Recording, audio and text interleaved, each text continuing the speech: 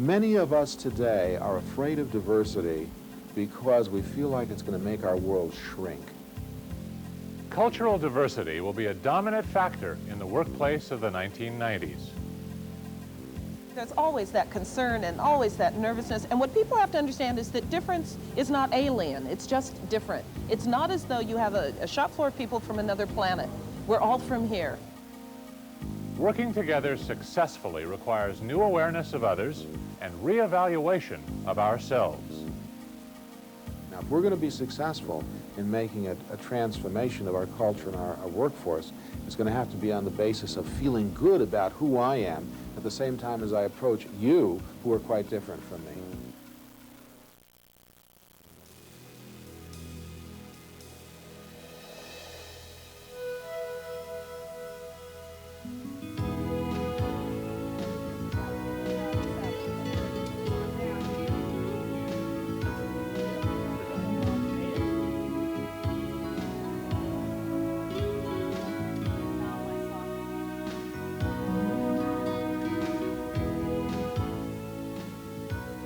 Hello, I'm Hal Calbum, your host for Working Together. There are extraordinary changes taking place in today's workplace. Working together is about making the most of those changes positively and productively. Historically, our cultural diversity has been the source of both our greatest opportunities and our greatest problems. Many of us are immigrants, seeking out new places and leaving someplace else, drawn by a promise of a better life over the horizon. But we also share a history of the new crowding out the old, the rich exploiting the poor, of doors opening for some and closing for others. Learning to work together has brought out the very best and the very worst in our human natures. Our hopes, ideals, and optimism, our ignorance, prejudices, and fear. Today, we still face issues of justice and social equality. But the larger challenge facing us at this moment in our history is economic empowerment, productivity, and participation. In the decade to come, working together productively will be critical to our very economic survival.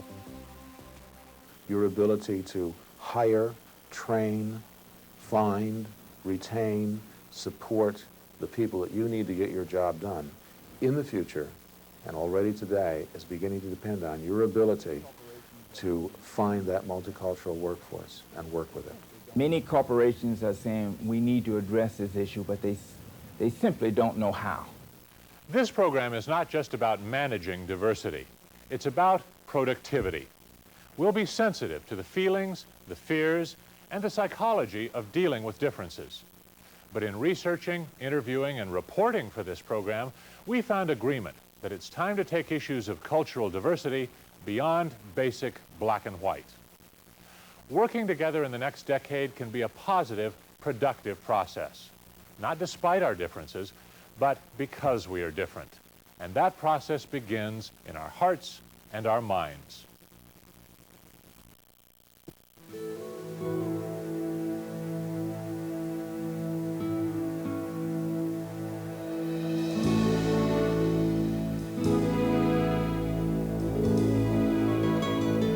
A lot of this program is simply about the way we think, about ourselves, and about people who are different from us.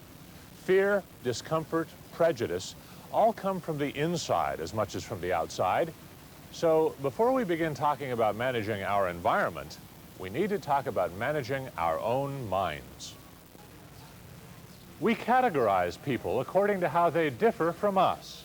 There are biological differences, such as age, gender, race. And there are cultural differences, based on our family upbringing, our national or ethnic heritage, and our various philosophies or beliefs. Biological differences tend to be things we can see. The cultural differences are often unseen, but of equal or even greater importance. We also judge difference based on occupation, the work people do. on others' sexual preferences, heterosexual, gay, lesbian, celibate. Social class influences our judging, education, income, lifestyle. So do our physical characteristics or limitations. In fact, 1 in 6 of us has some degree of physical disability that makes him or her different. And one of our most common prejudices discriminates against those we see as too fat, too thin, or somehow physically awkward. The old divisions between black, white, Hispanic, and women are there, but there are older women and younger Hispanics. There are people of different sexual orientation. There are handicapped white males. As a matter of fact, the word minority is a word that's going out of style. Dr. George Simons has worked in over 25 different countries, training people to work together more effectively. Yet he finds as much or more difference right on Main Street, from lifestyle to hairstyle, from generation to generation. My perception of retirement when I was growing up was that a person gets old,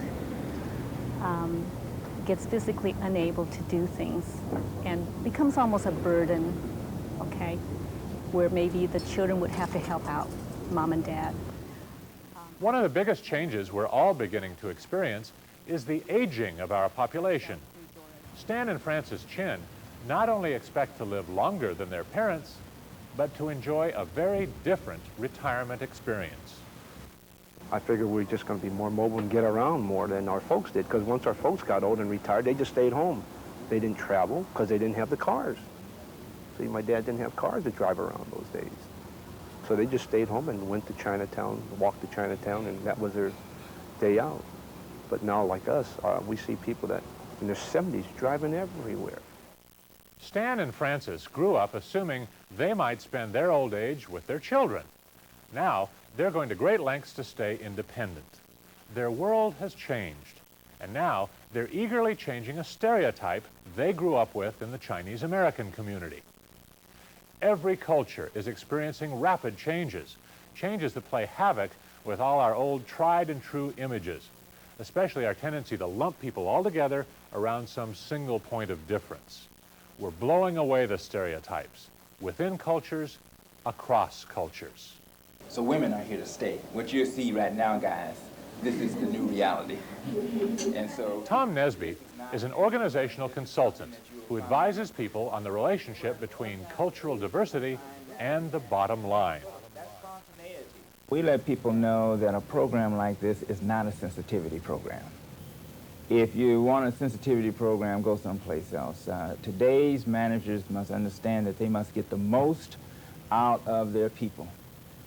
People have different values, and as such, they process information differently. According to Tom Nesby, we will only begin working together better when we better appreciate each other's underlying values and styles of communication. There's awkwardness around discussions of cultural diversity. There's also, with the awkwardness, curiosity. Now, people want to know, but I don't want to offend you by asking questions that are perceived as inappropriate. It's often not so much our cultural differences that get in the way of our working together, it's our communications problems. We're literally coming from different places. We're going to spend the rest of this program talking about improving our communications. First, a quick review. Managing your mind means accepting differences, biological and cultural. Some of these differences are outward, some inward. Some are differences across time, spanning the generations. All of us are affected by rapid changes that are continually rearranging our typecasting of others and ourselves. The future belongs to those who accept differences in values and communication styles, working together to bridge the gaps.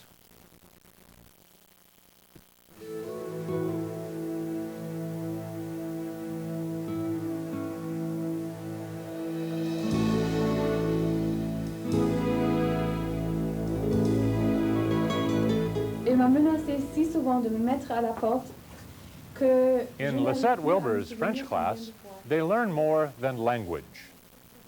I had a French visitor last week, and she mentioned to the students that when you enter a family, an American family here, television is on. Nobody turns it off. They ask you to come and sit down and watch what's happening. And that would be an insult for a French person.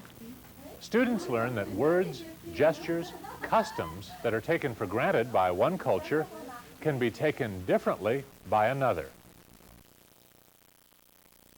Did you know, for instance, that asking for a doggy bag in a French restaurant insults your chef, bringing your garbage back to his or her table? The point is that it's often the assumptions we make that get us in trouble. Words or gestures we take for granted may offend. By the same token, we can take offense at an expression or gesture that another culture sees as harmless. I think we need to realize that everybody speaks their own language, and that while our own language fits with people that we're comfortable with, it may not fit with other people. So it's being sensitive to other people's language as well as our own. For example, a great deal of men's language in business has to do with sports and military metaphors. This is not a women's experience of the world. Manage your words so they cross cultures. Avoid name-calling or slang. Respect the personal names of others and learn to pronounce them correctly. Be clear in your speech and avoid jargon that you may understand but others don't. Quite often people are literally tiptoeing and literally being too concerned, so concerned that you just want to say, just sit down, have something to drink. It's going to be okay. You're making me nervous and I'm fine. Odette Poller says, lighten up. It's casual, thoughtless speech that alienates people. If you show you care, you will communicate. When all else fails, ask. Here's what I would like to say, or here's what I would like to do, or this is what I've been feeling. How does this come across to you? Is this all right or not? And let them tell you. Often it's as much how we say it as what we say. Do you judge people by the mannerisms of their speech? Is the Englishman with his clipped, precise speech smarter than the woman from Oklahoma who speaks very slowly and deliberately, maybe with an accent? They're just different. And chances are, if people speak differently, they may think differently too. No better or worse, just different. A lot of people make the comment when they come to Japan that they get stared at a lot. Thomas Kent is half Japanese, half American, and does business teaching the two cultures more about each other. At the outset, we should understand that we're not going to be dealing with people who have the same kind of logic patterns, people who think the same way. Theirs is a more long-term approach. Ours is a more short-term approach. In communicating, we may run into instances where not just our words, but our thinking can create a cultural double bind. Saying no, for instance. In some cultures, it's a negotiating tactic. In others, disrespectful, even taboo. One culture may couch things in as polite a way as possible and take offense at a more direct approach. And most cultures react differently to pressure. When Americans are under tension, they tend to buckle down and get to work. Many Australians under tension tend to get ironic and joke around to break the tension.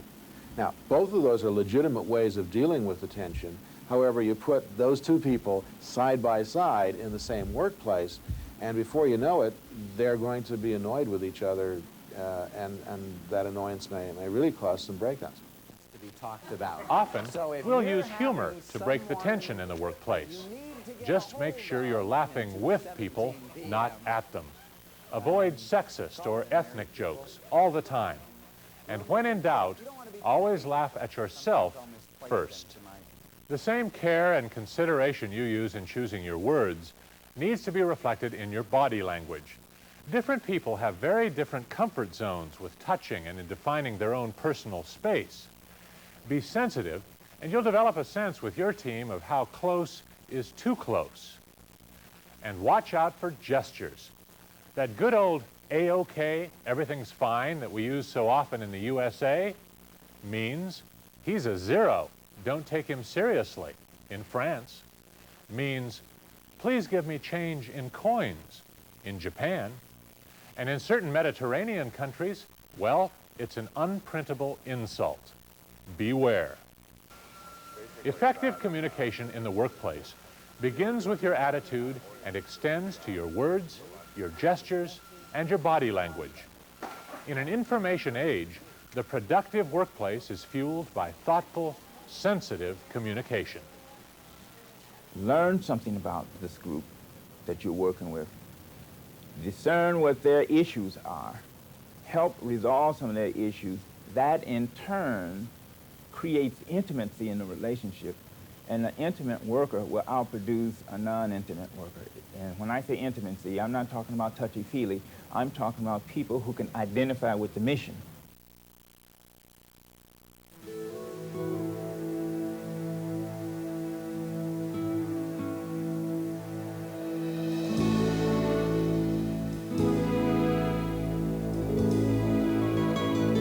We can talk all we want about valuing diversity in the workplace, but Tom Nesby and the other professionals we've talked to in this program remind us that it finally comes down to a numbers game. And those numbers suggest it will be good economics, not just good intentions, that drive our commitment to a diverse workplace and managing our future. The population estimates say we'll be at least 11% Latino, above 12% African American, and more than 13% Asian, Native American, and immigrant by the year 2000, well above 1/3 of our population. And by the turn of the century, 4 out of 5 American women will be working outside the home. What these numbers mean is that we are now creating a new minority in this country, the minority that founded and still manages most of our dominant business culture. That new minority is the native-born American white male. We're bringing in all this variety, or we're encountering all this variety of people and cultures and customs and cuisine and ways, styles of living, and yet we feel like other people are shrinking our space. How do I reduce the anxiety among the people who are already here who are fearful that they may lose their jobs? So here's the essence of the challenge. The dominant culture is now the minority culture, feeling a little bit pressed, uptight, says George Simons, while people of color and the other emerging cultures wonder, according to Tom Nesby, just how far to press their new empowerment. The answer to this challenge lies in the changing workplace itself, which is making unprecedented demands on everybody. Skills must be upgraded. It's not an optional thing. Skills must be upgraded to meet new technical demands in the future, and the employee will be given more responsibility. To stay ahead of change, we need education. New partnerships set up to equip our Workforce 2000 with radically new skills. Total quality management, TQM, or continuous process improvement builds in as a part of that training working in teams.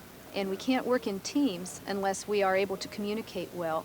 So that involves employees being able to work in teams, and it also includes managers being able to facilitate teamwork. We're all going back to school, and not just for technical skills, but also to learn more about working together. This is a class in listening skills, a collaboration of college and corporation. They're called the soft skills here in the high-tech, and the focus has always been on high-tech skills. But now we're starting to see like a need for these soft skills, because it doesn't matter what you have to build, it doesn't matter how good it is, if you can get your point across and if you can't solve the problems to build it, it's not going to be out there on time.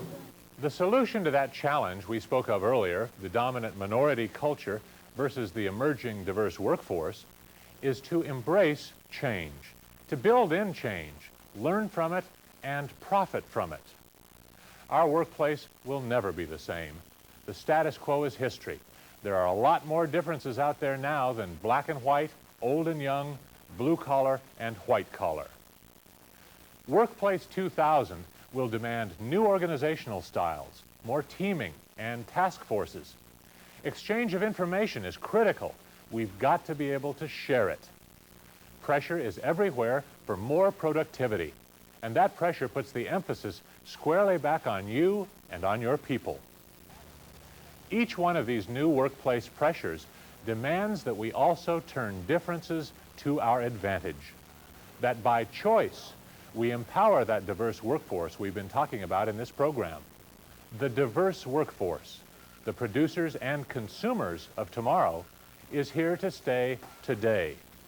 From our differences will come the new ideas, approaches, and attitudes that will allow us to manage our future working together. We no longer have the luxury of ignoring the fact that we have a wide variety of people that we work with. Not only can we not ignore that, but we need to value it.